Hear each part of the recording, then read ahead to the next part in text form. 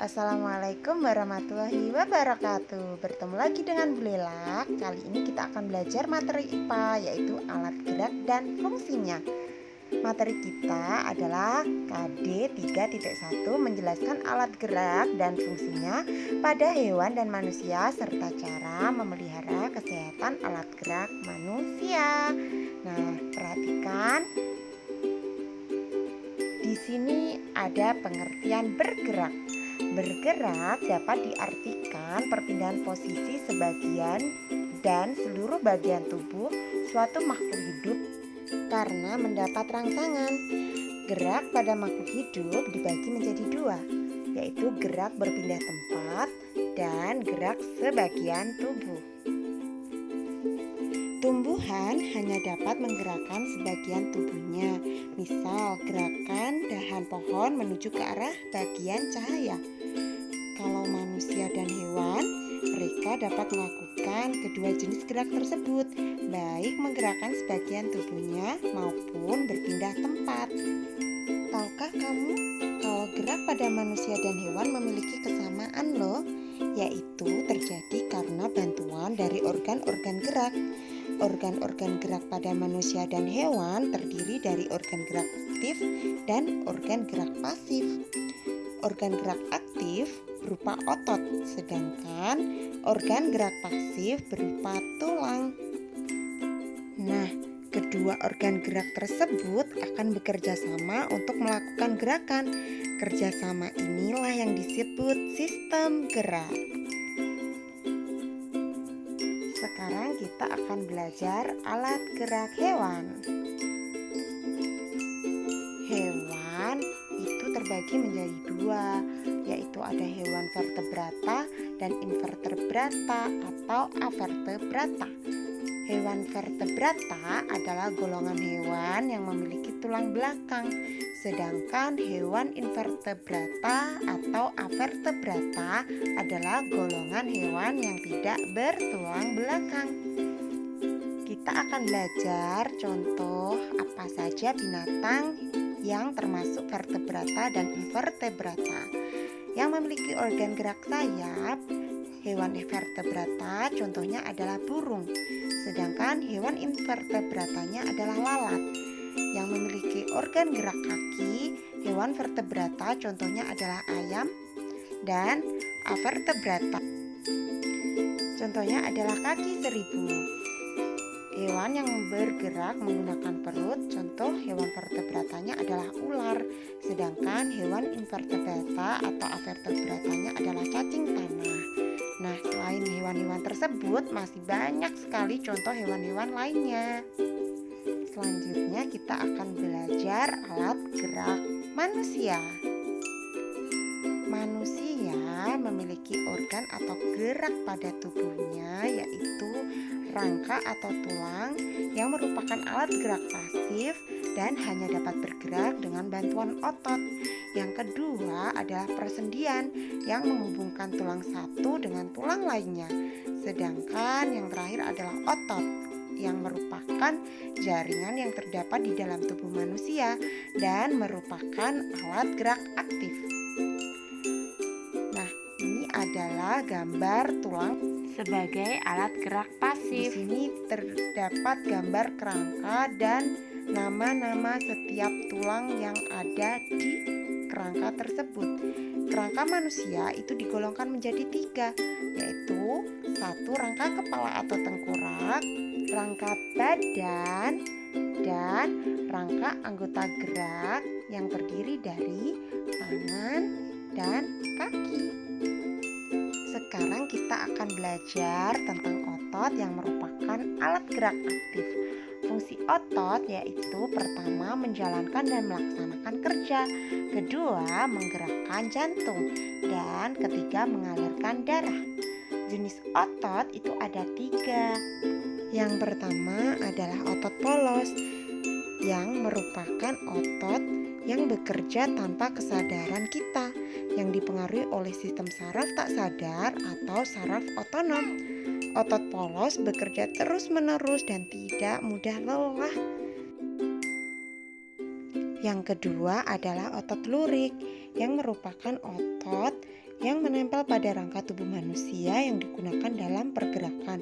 Otot ini dinamakan otot lurik karena terdapat sisi gelap dan terang yang berselang-seling secara melintang atau bergaris. Yang ketiga adalah otot jantung yang hanya terdapat pada organ jantung saja. Otot jantung terdiri atas serabut lurik. Cara kerja otot jantung adalah secara terus-menerus tanpa berhenti dengan ritme atau irama yang tetap dan tidak dipengaruhi oleh kesadaran serta tidak mudah lelah. Otot jantung berfungsi dalam memompa darah ke seluruh tubuh. Syaraf yang mempengaruhi otot jantung adalah syaraf simpatik dan parasimpatik yang dapat memperlambat atau mempercepat laju denyut jantung, namun tidak dapat mengontrolnya secara sadar ya.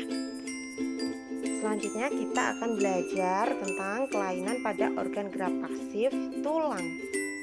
Pertama adalah fraktura. Fraktura atau biasa disebut dengan patah tulang yang merupakan kelainan pada tulang akibat kecelakaan baik kendaraan bermotor atau jatuh. Fraktura dibedakan menjadi dua, yaitu fraktura yang tertutup dan fraktura yang terbuka. Kedua, yaitu osteoporosis, adalah kelainan pada tulang yang disebabkan karena adanya pengeroposan tulang. Hal ini karena tubuh sudah tidak mampu lagi menyerap menggunakan kalsium secara normal. Yang ketiga adalah fisura atau retak tulang, yang merupakan kelainan tulang yang menimbulkan keretakan pada tulang akibat kecelakaan. Lordosis adalah kelainan pada tulang belakang yang bentuknya bengkok ke arah depan. Lordosis biasanya disebabkan oleh kebiasaan buruk ketika duduk. Selanjutnya adalah skoliosis yang merupakan kelainan tulang karena sikap duduk yang salah sehingga tulang belakang melengkung ke arah samping. Hal ini menyebabkan badan akan bengkok dan membentuk huruf S. Dan yang keenam adalah kifosis yang merupakan kelainan tulang belakang yang bentuknya bengkok ke arah belakang. Kifosis disebabkan karena sikap duduk membungkuk sehingga tulang belakang membengkok ke belakang. Lanjut ke kelainan, gangguan, atau penyakit otot pada manusia. Tahukah kamu, seperti halnya tulang, otot juga mengalami kelainan, gangguan, bahkan penyakit loh. Nah, salah satunya adalah penyakit hipertrofi yang merupakan kelainan otot yang mana otot menjadi besar dan menjadi lebih kuat. Hipertrofi otot dapat disebabkan oleh aktivitas otot yang berlebihan. Yang selanjutnya adalah atrofi, kebalikan dari hipertrofi. Atrofi adalah terjadinya penurunan fungsi otot karena otot mengecil atau kehilangan kemampuan untuk berkontraksi. Selanjutnya adalah kram atau kejang otot yang terjadi karena kontraksi otot yang terus-menerus atau bekerja terlalu berat sehingga otot mengejang dan terasa sakit. Selanjutnya adalah tetanus, adalah kelainan otot yang disebabkan adanya infeksi bakteri Clostridium tetani. Bakteri ini masuk melalui luka yang terdapat pada tubuh. Tetanus menyebabkan otot menjadi kejang-kejang. Selanjutnya kita akan belajar cara mencegah terjadinya kelainan organ gerak pada tubuh. Yang pertama adalah kelainan kaki X, merupakan kelainan bawaan sejak lahir.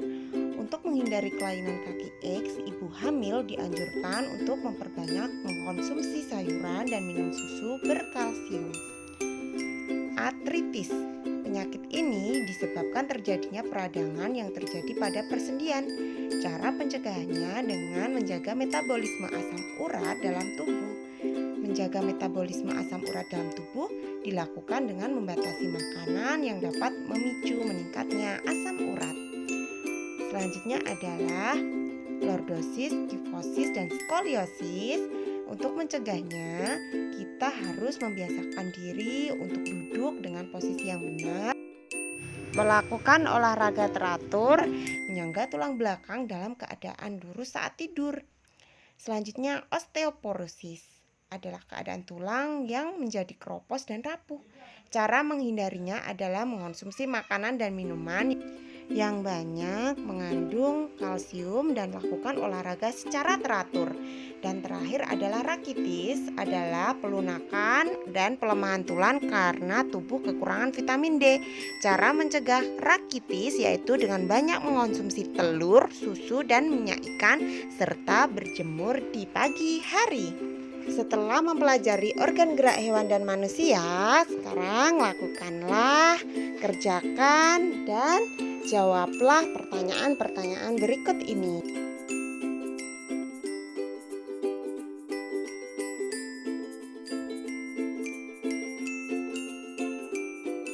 Selamat mengerjakan. Terima kasih. Wassalamualaikum warahmatullahi wabarakatuh.